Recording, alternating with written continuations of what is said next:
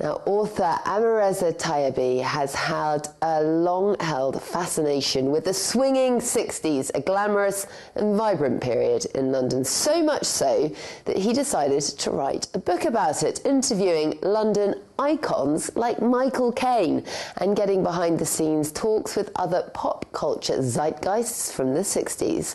London Live spoke with the author following his book launch. Take a listen.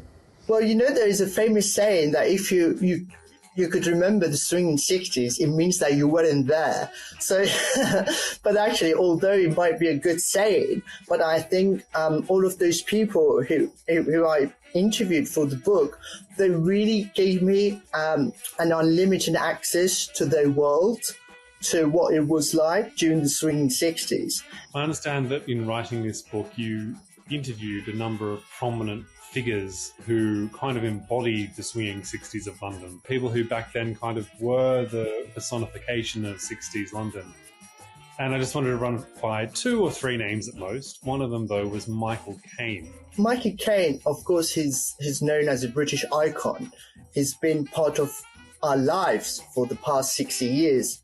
I think we all got like our own favourite films by Michael Caine in them. So I think somehow he's really touched our lives for the past 60 years. Well, interviewing Michael Caine, for me, of course, it was a dream come true. But I was gripped by his really modesty, and he was just like an ordinary person. He wasn't that like Hollywood actor. He's won like 2 Oscars. He was so modest about his own achievements. And I remember at the end of the interview, I wanted to thank him for the opportunity that he had given me. And I turned to him, I was like, "Oh, Sir Michael, as you may know, it's always been my dream to interview you." And then suddenly there was a silence, and then later on it was filled by himself. And he turned to me and he said to me, "Oh, dear boy, you better dream bigger next time." So,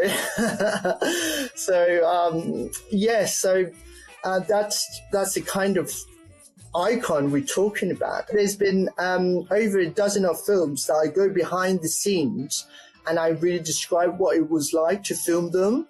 So, or it was, well, Julie Christie as well, when Julie Christie, during the filming of Darling in 1965, when John Schlesinger, he turned to her and then he wanted her to get undressed, and it had never happened before. So she was really, at first she resisted the idea, but in the end she had to, and she didn't regret it. She hasn't regretted it to this day.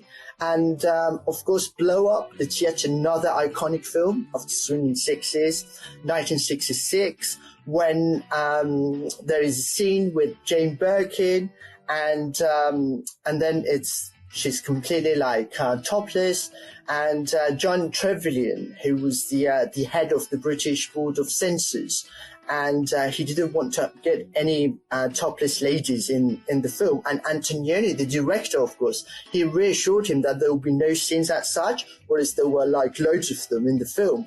So, and then once the film came out, John Trevelyan, he was utterly disappointed that Antonioni, he had let him down. So he tipped off all of the projectionists across the country to go into and cut the negatives of the film, like bits from the negatives of the film. So that scene, it will be short. It will get shorter and shorter with Jane Birkin in it. So as a result, we got a very short scene. So we never really actually got to see the full scene with Jane Birkin in it, because at that time it was quite a bit shorter by the projectionists. There we go, a little look back there on London's swinging 60s.